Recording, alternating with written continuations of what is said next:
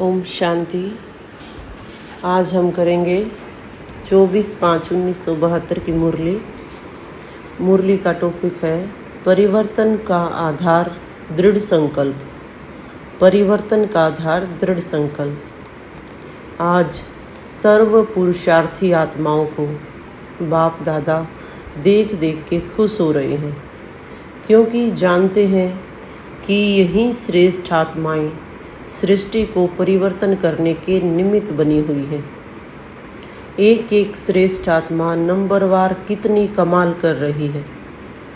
वर्तमान समय भले कोई भी कमी या कमजोरी है, लेकिन भविष्य में यही आत्माएं क्या से क्या बनने वाली हैं और क्या से क्या बनाने वाली हैं। तो भविष्य को देख आज बाबा सभी की संपूर्ण स्टेज को देख हर्षित हो रहे हैं।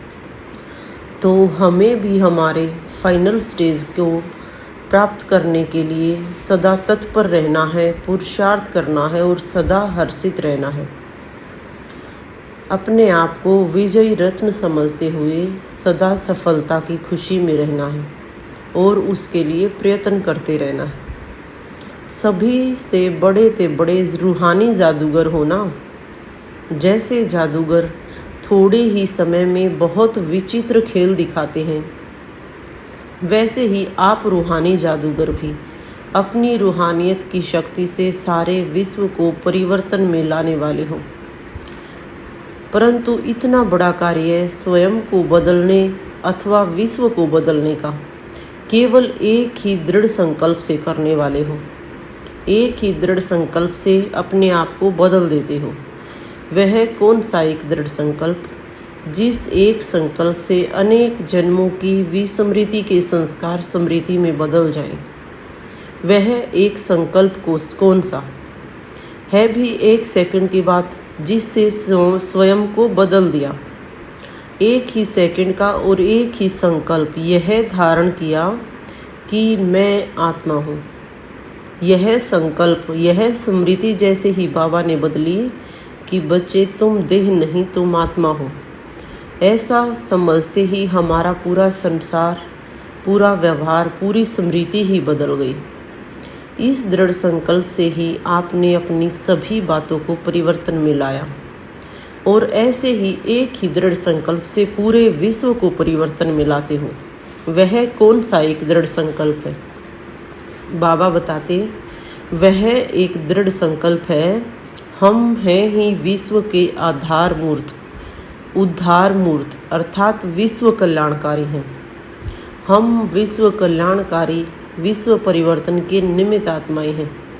इस संकल्प को धारण करने से ही विश्व के परिवर्तन के कर्तव्य में सदा तत्पर रहते हो। तो एक ही संकल्प से अपने आप को भी बदल लेते हो और पूरे विश्व को भी बदल लेते हो। ऐसे रूहानी जादूगर हो।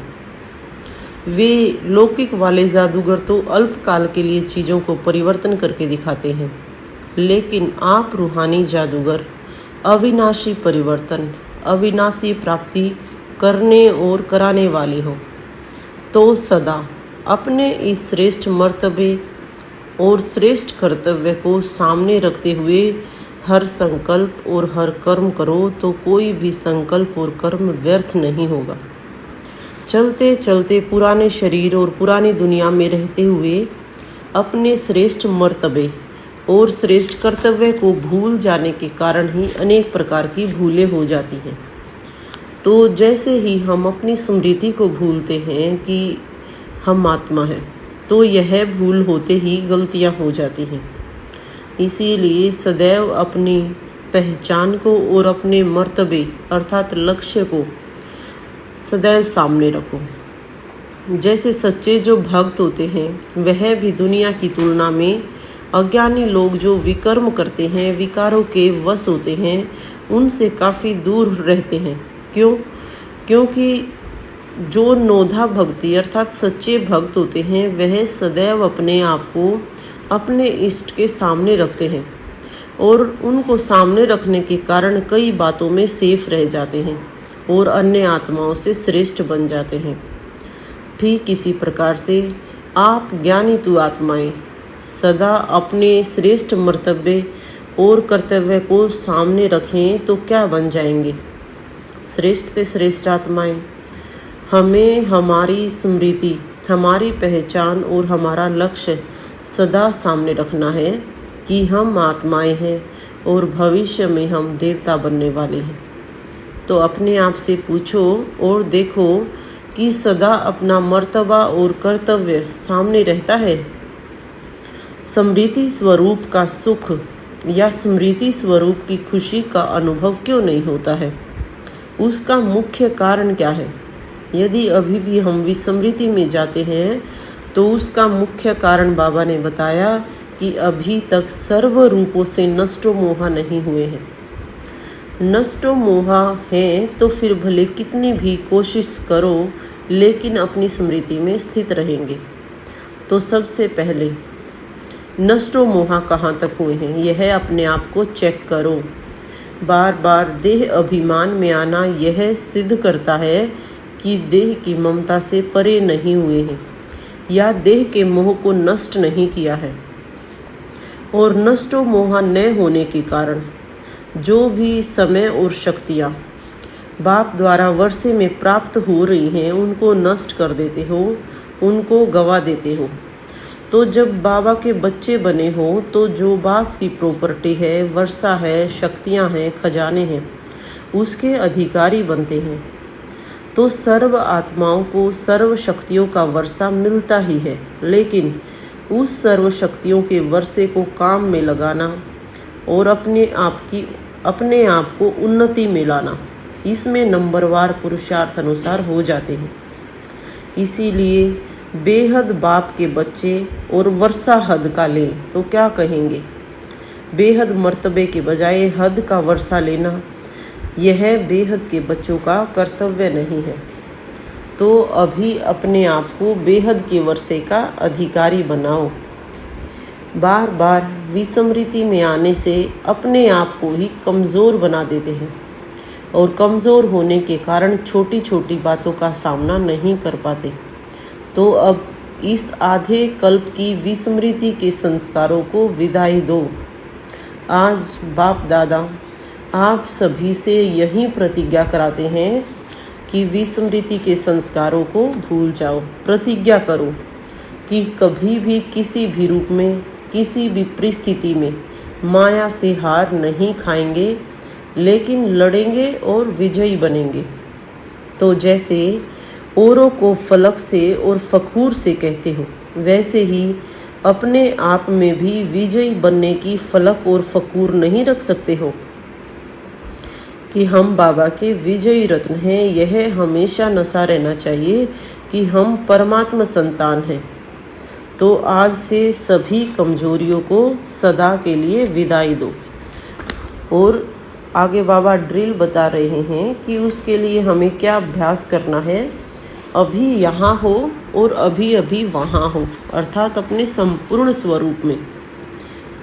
अभी अभी पुरुषार्थी और अभी अभी फरिश्ता स्वरूप, इतना समीप अपनी संपूर्ण स्थिति दिखाई देनी चाहिए। क्योंकि जब समय इतना फास्ट गति से जा रहा है, जब समय इतना नज़दीक है, तो संपूर्ण स्थिति भी तो नज़दीक है। और यदि बार बार हम उस संपूर्ण स्थिति के नशे में रहेंगे, स्मृति में रहेंगे, तो पुरुषार्थ की गति स्वतः तीव्र हो जाएगी। जैसे कोई को मालूम पड़ जाता है कि मंजिल अभी थोड़ी सी दूर है, तो मंजिल पर पहुंचने की खुशी में पिछले सारे दुखों को, बातों को, कष्टों को भूल जाते हैं। तो यह जो चलते चलते पुरुषार्थ में थकावट या छोटी छोटी उलझनों में फंसकर आलस्य में आ जाते हो, उन सभी को मिटाने के लिए अपने सामने स्पष्ट समय और समय के साथ साथ अपनी प्राप्ति को रखो, तो आलस्य व थकावट मिट जाएगी कि हम अभी अंतिम समय में खड़े हैं और थोड़ी ही देर में हमारी विजय निश्चित है। थोड़े ही समय के बाद हम विजयी बनने वाले हैं, तो पिछली सारी आलस्य और थकावट भुला देंगे। तो जैसे हर वर्ष सर्विस के प्लान बनाते हो, वैसे हर वर्ष में, वैसे इस वर्ष में अपनी चढ़ती कला या संपूर्ण बनने का या श्रेष्ठ संकल्प या कर्म करने का अपने लिए प्लान बनाओ और प्लान के साथ हर समय प्लान को सामने रखते हुए प्रैक्टिकल में लाते जाओ। प्लान बनाकर हमें उस पे काम करके उसे प्रैक्टिकल में धारण करना है। हर समय अपने प्लान को सम्मुख रखना है। अच्छा, ऐसी प्रतिज्ञा कर अपने संपूर्ण स्वरूप को और बाप दादा को प्रत्यक्ष करने वाले बच्चों को अव्यक्त बाप दादा की नमस्ते और याद प्यार। हम ऐसे प्रतिज्ञा करने वाले संपूर्ण स्वरूप और बाबा की डायरेक्ट संतान, बाबा को अपने कर्मों द्वारा, अपनी दिव्य चलन द्वारा प्रत्यक्ष करने वाले बच्चों की अव्यक्त बाप दादा को याद प्यार और नमस्ते। शुक्रिया बाबा, शुक्रिया। ओम शांति, ओम शांति, ओम शांति।